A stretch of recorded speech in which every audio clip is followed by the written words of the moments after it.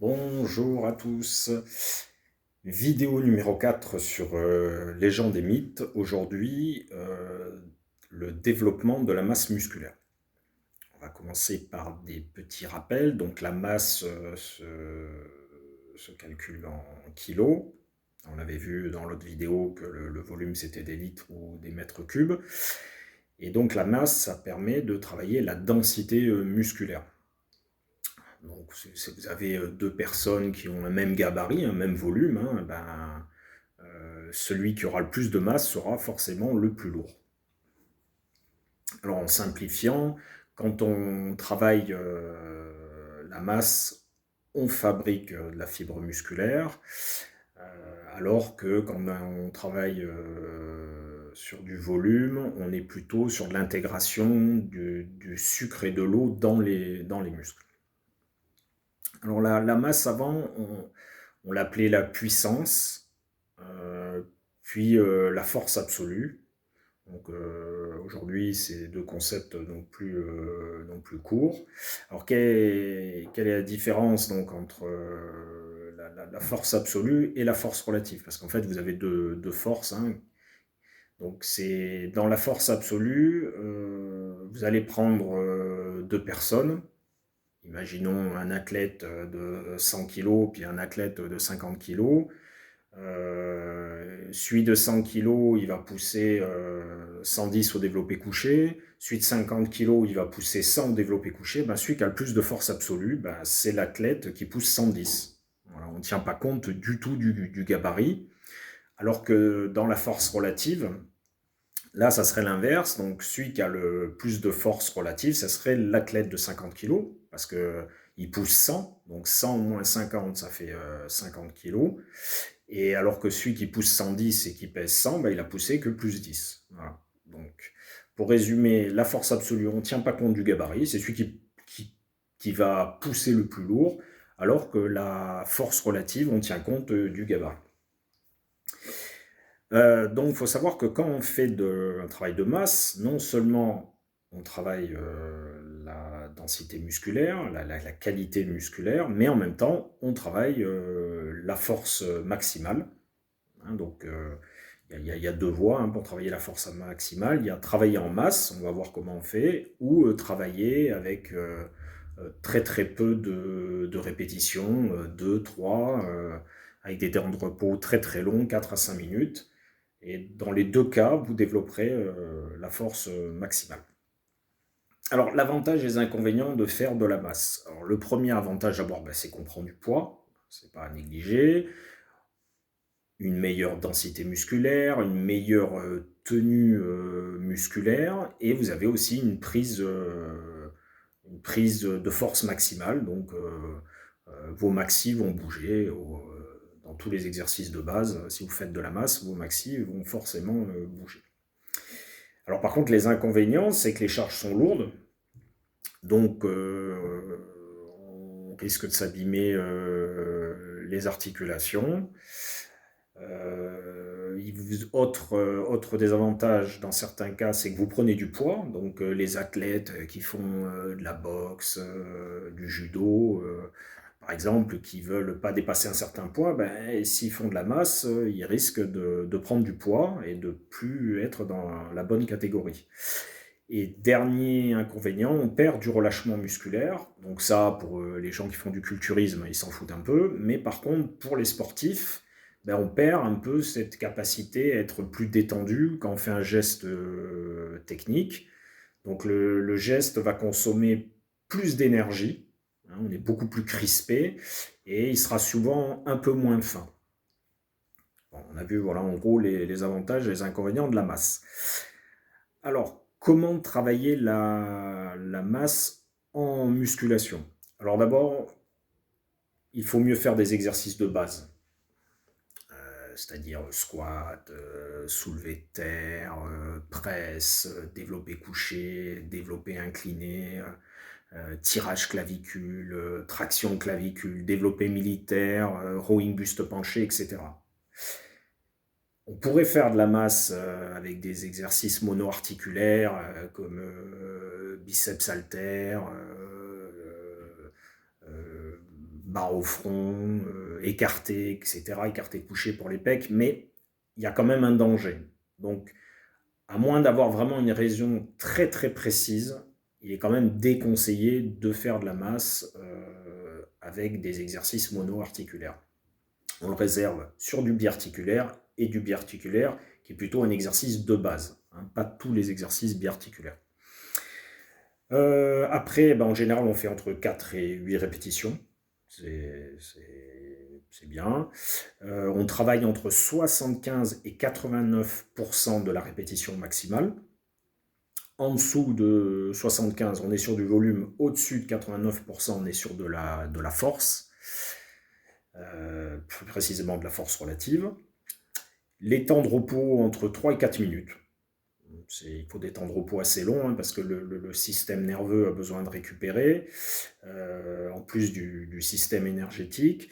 Vous pouvez prendre plus de 4 minutes, des fois vous pouvez prendre 5 minutes, voire un peu plus, quand vous faites de la force endurance. Alors, la force endurance, c'est quoi? Je vais vous prendre un exemple. Donc, vous voulez, par exemple, à un certain pourcentage, vous êtes capable de faire 10 répétitions qu'une fois. Une série de 10 à ce pourcentage et pas plus. Et vous aimeriez bien faire 9, 10 à chaque série, au moins 3 sur 3 ou 4 séries. Alors, si vous prenez 3 minutes de repos, il y a peu de chances que vous allez faire 3 ou 4 séries de 9, 10. La première, vous allez en faire 10, la deuxième, vous allez en faire 8, 7, puis très vite, vous allez tomber à 6. Alors que si vous prenez 5 minutes et plus de temps de repos, peut-être que vous allez réussir à faire 3-4 séries entre 9-10 répétitions à cette charge. Donc c'est ce qu'on appelle le travail de force endurance, faire tenir le plus longtemps possible sa force. Alors, exemple de programme de masse, on va prendre un exercice où le maxi est à 100 kg. Donc on va s'échauffer, 20 kg on va en faire 15, 40 kg on va en faire 10, 60 kg on va en faire 7, 70 kg on va en faire 5, et on va mettre 80 kg, et là on va faire 4 séries de 6 avec 3 minutes de repos.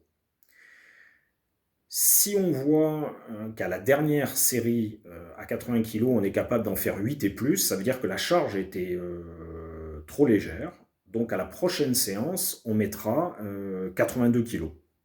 Et si pareil, c'est trop léger, on mettra 83 ou 84 kg à la séance qui suit.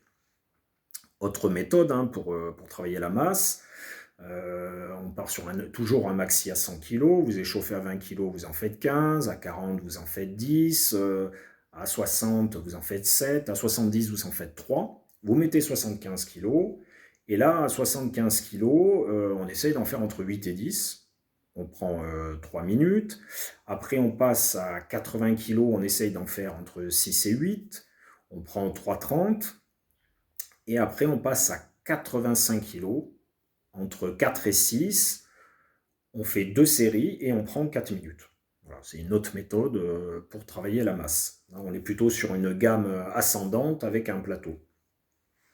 Autre méthode, on part toujours avec un maxi de 100 kg à l'exercice donné. À 20 kg, on va en faire 15. À 40, on va en faire 10. À 60, on va en faire 7. À 70, on va en faire 5. À 80, on va en faire 3. Et on va mettre 88 kg, et là on va faire un maximum de répétitions. On va attendre 5 minutes, on va mettre 84 kg, et là on va faire un maximum de répétitions. On va prendre 4 minutes 30, après on va mettre 80 kg, on va faire un maximum de répétitions, on va prendre 4 minutes, et on finit par 76, et on fait aussi un maximum. Donc vous avez 4 séries, 88, 84, 80, et on finit par 76. Alors on peut faire ça de plein d'autres manières, vous pouvez faire 85, 80, 75, 70, bon, sachant que 70 ça sera un peu bas, mais bon, en gros la séance sera quand même réussie. Alors comment on construit une séance de masse? Donc je vais vous donner un exemple de séance pour le haut et pour le bas. On va prendre pec biceps, une séance pec biceps classique. Donc au développé couché, on va faire 4 séries de 6 à 80% avec environ 3 minutes de repos. Après, on va passer au développé incliné. Donc là, on sera peut-être un peu en dessous de 80% parce qu'on est fatigué. On va faire encore des séries de 6 et 4 séries avec 3 minutes de repos. Après, on peut faire du butterfly. Et là, on va faire 4 séries de 10-12 avec 1 minute de repos. Et on va faire des écartés inclinés à la fin, 4 séries de 10-12 avec 1 minute de repos. Après, on passe au biceps. Donc là, vous pouvez faire biceps barre coudé, 4 fois 10-12 avec 1 minute de repos. Et biceps halter, 4 séries de 10-12 avec 1 minute de repos. Alors, comme vous l'avez vu au début, je pars sur de la masse. Donc, je fais des séries de 6 avec 3 minutes de repos. Et je finis sur du volume. Alors, pour deux raisons. D'abord, pour une raison pratique. Si on faisait de la masse à tous les exercices, la séance durerait 8h30. Donc là, c'est pas possible. Et aussi, comme je vous expliquais avant, je préfère qu'on fasse de la masse sur les exercices de base. Et donc, pour les autres exercices, on fait du volume pour compléter la séance. Autre exemple de séance de masse, par exemple, on va prendre quadriceps mollet, une séance quadriceps mollet, c'est largement possible. Donc on va commencer avec du squat, on va faire donc 4 séries de 6 avec 3 minutes de repos. Après, derrière, on peut faire de la presse, 4 séries de 6 avec 3 minutes de repos. On essaie le plus possible d'être à l'échec sur la dernière série, on trouve la bonne charge. On peut faire 4 séries de 10-12 au leg extension avec 1 minute de repos. Puis on finit la séance avec ses mollets, donc on peut faire les mollets debout à la presse à mollets, 4 séries de 10-12 avec 1 minute de repos. Puis les mollets assis toujours sur une presse, sauf qu'on est en position assise, 4 séries de 10-12 avec 1 minute de repos. Voilà, une séance typique de masse avec un peu de volume pour éviter les blessures et les séances trop longues. Je vous remercie et à bientôt pour donc Légende et mythes numéro 5. Au revoir.